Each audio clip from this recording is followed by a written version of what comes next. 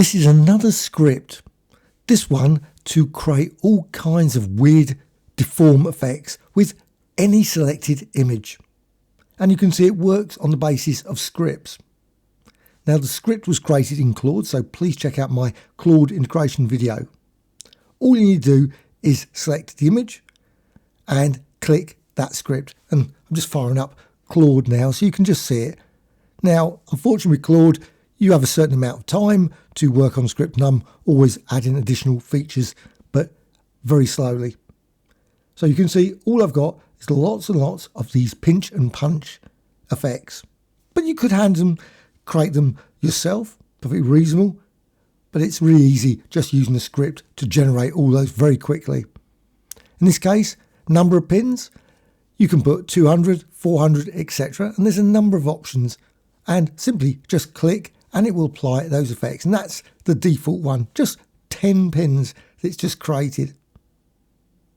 You can remove them very quickly as well. Just go and delete them. Now, just click again, and I'm just going to put a different value, say 200, and click again. OK. This time, it distorts it even more. And you can see real weird and wonderful distortions. Of course, you can still go and modify those at any point if you wish. And you can enter any value here up to 400. That's the maximum one. So click OK. Now, you could, of course, change the script if you want, and make it 1,000 if you want to. But of course, the more you add, obviously the more the resources that's going to happen with all those layers added. So just enter a value. Then there's also an option here for opacity. And the great thing about this is that you get a blurry effect. Instead of the full-on effect, the complete distortion, you will get a slight blurring, like that smeary effect. Certain places smeary or blurry. Other places will be quite clear and sharp. And of course, you can apply this again and again and again. Maybe you might add up 200, 500 different pins if you want to. So let's just enter another value, 100. And again, just you can reduce it down to 2. And obviously 100 is the maximum there. But you can reduce it down to 50. And you'll see you get a slightly blurry effect there again, between 2 and 50% for all of the pins opacity. So if I enter 100 there, there's also pin placement options. There's ones for entire image or an edge only effect. So when I apply it, click OK, you can then see around the edge. It creates a sort of weird frame design. The central part still has some distortion, but it emphasizes the edge. Now I could, I suppose, change it to force it to be only on the edge. That would be probably a better idea, but it's done it around the edge.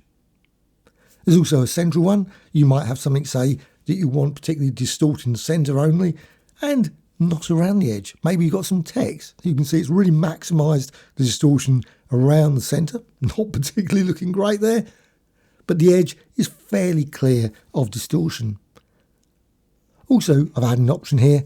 You can see more left, less right. So it sort of does it as a gradient, and also top down, etc. So you can apply it and just it will distort over one side. You can see it's more distorted over that side, the left side, less so on the right. And of course, the other ones do the other way around, right to left, etc. There's also another option down the bottom, and that is by image brightness as well. That uses, obviously, the lighter parts, the darker parts will get more if it's lighter than the other way around. And there's also the opposite as well. So just click OK there. And again, you get that. So the distortion is mainly with the lightness. Just that's all the effects have been modified by that.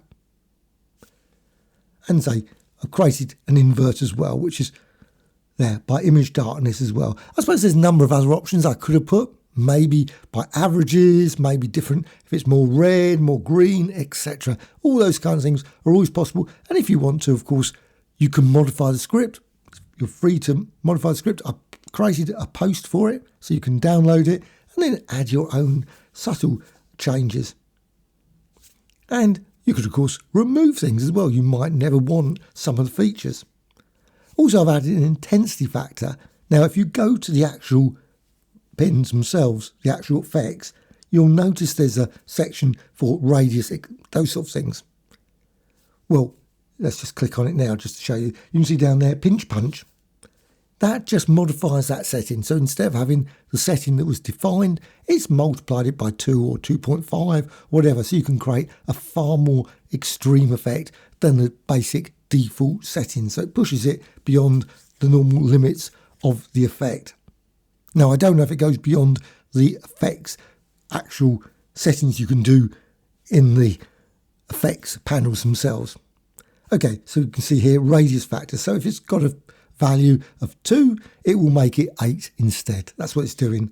And you will create obviously a slightly more weird and wonderful distortion. Now, sometimes, especially that one, that creates really extreme distortions. Maybe sometimes a bit too much. But if you keep it like about 2 or 3, it's quite effective for creating some really weird sort of, I think, pillow-like effects. So again, let's just create some pins and set the factor to 2 instead. 4 is probably a bit extreme, really stretches it all over the place. You can see there, it's sort of maybe like a sheet or something. You sort of distorted that sheet, create some very weird and wonderful effects.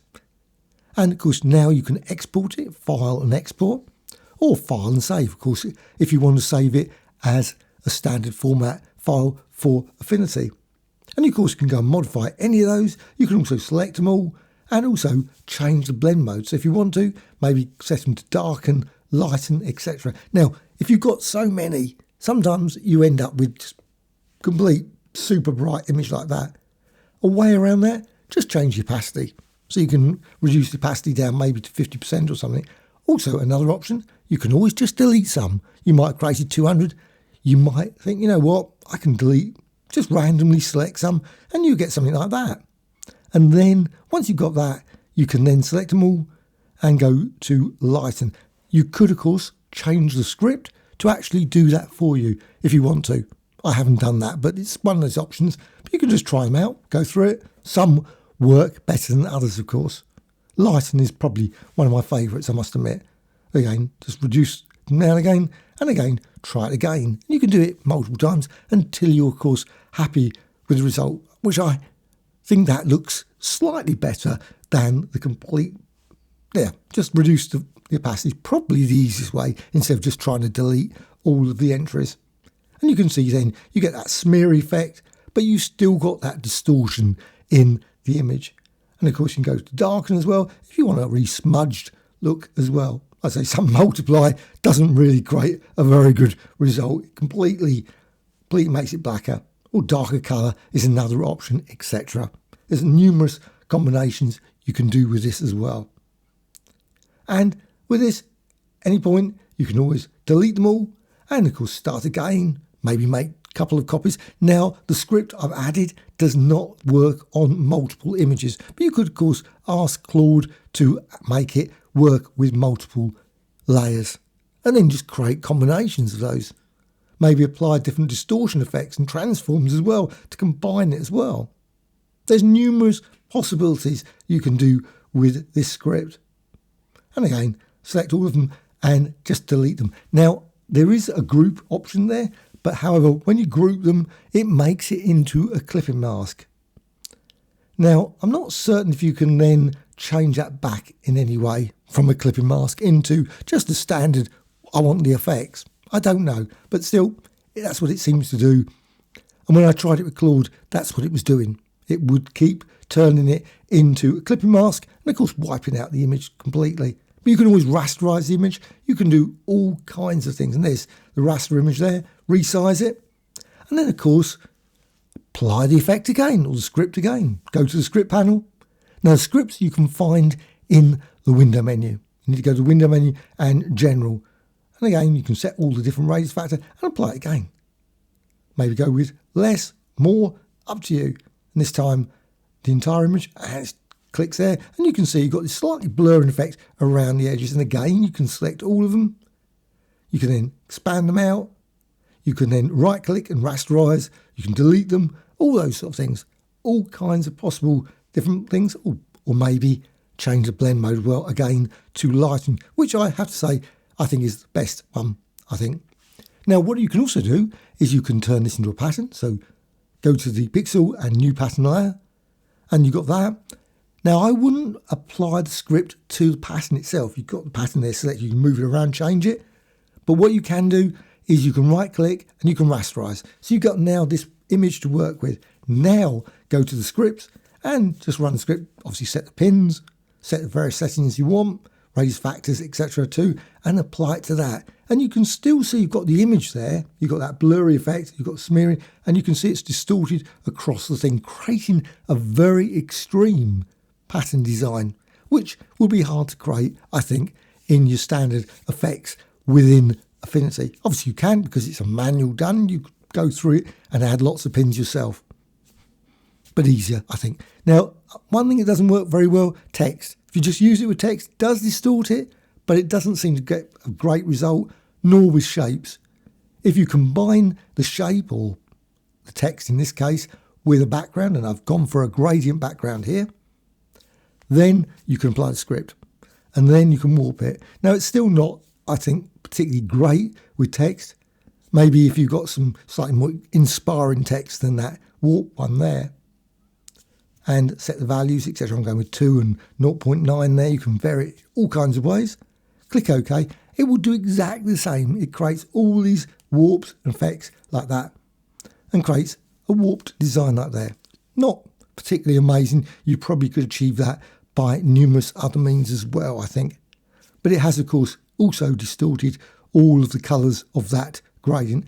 If you want to get around that, I would suggest apply the effect with the central option.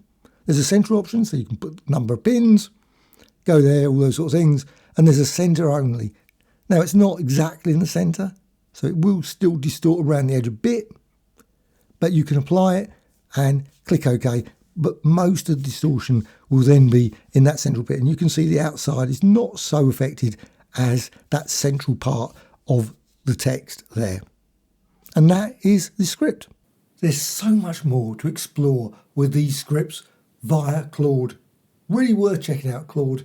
And I've also created another video about how to create gradient combinations using the results of a script generated in Claude. And I've been asked before I go, no, the scripts do not need Claude to run. Claude is not necessary for those scripts. So if you've got a script, once you've got it added, and you will need Claude to add it, or maybe a script manager. But once you've got that, you'll not need Claude to be running. The script is purely within Affinity. It's an Affinity script, and it uses all the resources of Affinity. So, as mentioned, please check out this other video about scripts, and in this case, gradients. And they're really amazing. Lots of great different designs can be created using gradients.